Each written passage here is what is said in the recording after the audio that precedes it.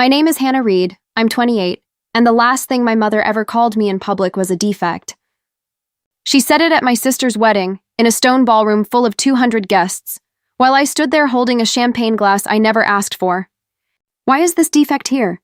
9 years of silence, and that was her opening line. Before we get into it, drop a comment telling me where you're watching from, and subscribe if you've ever been made to feel like the smallest person at your own family's table. 3 weeks earlier, a thick cream envelope had arrived addressed to Dr. Thomas Reed and Mrs. Hannah Reed, my married name, inviting us to the wedding of Dr. Marcus Colton to Ashley Vance, my sister. I hadn't spoken to my family in 9 years, and somehow an invitation had sailed straight through their defenses. My husband Thomas is a trauma surgeon. We made rules over coffee like a board meeting. Attend the ceremony, sit in the back, congratulate the groom, leave before the temperature dropped. I grew up under a hallway wall of 11 framed diplomas, my grandfather's, my mother's cardiology boards, cousins, a century of achievement in mahogany and glass. My sister always had the numbers ready. I was the other kind of child, the one who could splint a bird's wing but froze in academic competitions. My mother never screamed. Screaming was for families without standards. She just quietly rebalanced her attention the way you'd rebalance a portfolio. The summer I turned 14, a 12th frame appeared at the bottom of that wall. Empty, waiting, she said, for me. At my high school graduation dinner, 10 years before the wedding, my mother stood mid-meal and announced my sister's medical school acceptance to a standing ovation, then turned to me and said, warm as a scalpel, and of course, we should say something about Grace, used a long pause instead of a sentence, and let the silence do the cutting. That night, my grandmother Ruth, a nurse of 40 years and the only warm thing in that house, unbuckled her old steel nurse's watch and fastened it onto my wrist. Nobody earns love, honey, she told me on the porch swing, and stopped there. I wouldn't hear the rest of that sentence for another 10 years. Paragraph 2, 10 months later. My parents reallocated the $80,000 college fund built since my christening to my sister's medical education. An investment goes where the return is, my mother said from the doorway, like reading a weather report. I'd already opened my own bank account, finished a CNA certification at night, and started working home care shifts, which turned out to be the unforgivable part. My mother could survive a daughter who failed toward medicine, not one who succeeded toward the help. The ultimatum came at the bottom of the stairs. Quit the agency and resume the family trajectory, or leave the family home.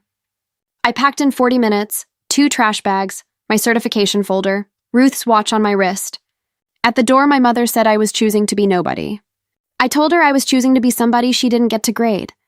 For years, I worked night shifts for $11 an hour, learning more about dignity from an elderly client who couldn't button his own shirt than from 3 generations of framed diplomas.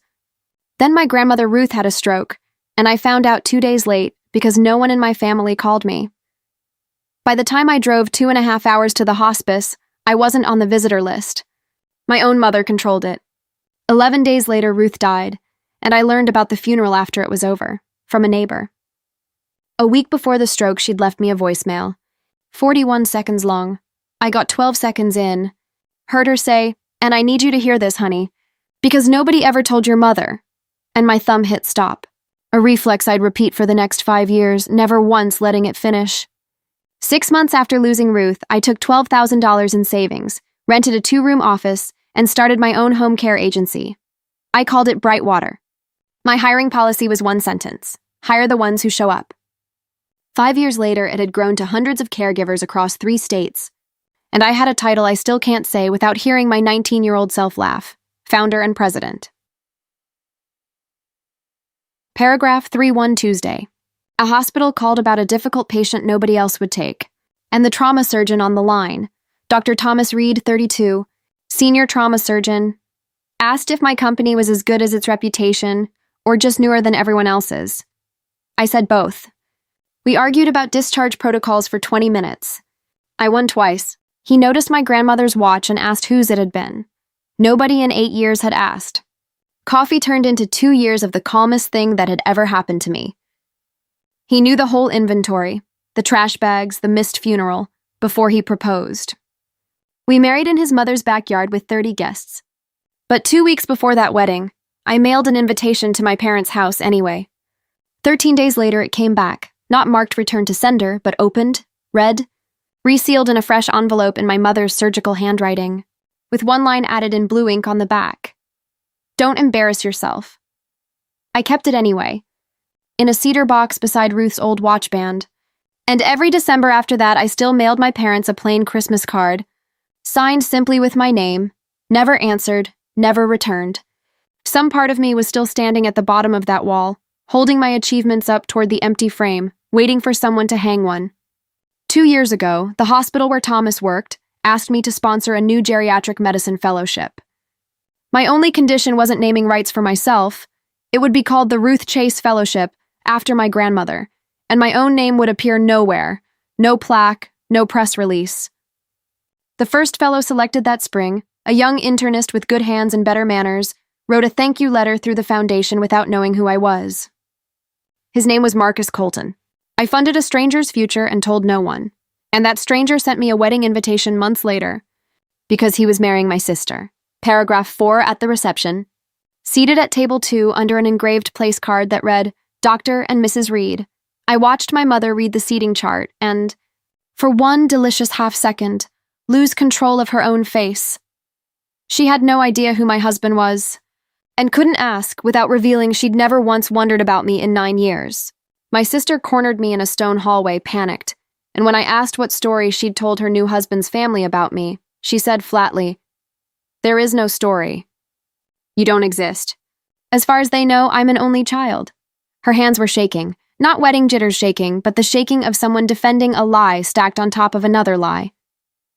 I nearly left quietly, migraine excuse ready, dignity intact in the car like a to-go box, until Ruth's watch caught on my sleeve, and I thought of a woman who'd walked through that front door for 6 decades in a nurse's cardigan and never once used the service entrance my family kept steering her toward.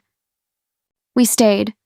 My mother gave her toast about a family where everything is earned, and I finally heard the sentence underneath the sentence. She wasn't performing anymore. She was reciting something her own father had once made her recite. Then Marcus stood for his toast, thanked his mentor, my husband Thomas, and then thanked the anonymous donor behind his fellowship, a nurse named Ruth Chase, and the founder who wouldn't let the hospital print her name, who built a company from nothing and happened to be sitting at his mentor's table tonight. Grace, would you stand? The room turned. My mother rose too, not to applaud, insisting there'd been a mix-up, and my sister, in front of the live microphone, blurted, You are not invited, loud enough for 200 guests to hear. Marcus turned to his new wife slowly and asked, Not invited? This is the reason I'm standing here as a doctor. Do you have any idea who this woman is? And the groom's mother, a hospital's chief of medicine, rose without hurry and asked my sister one quiet question. You told us you were an only child. Nobody answered.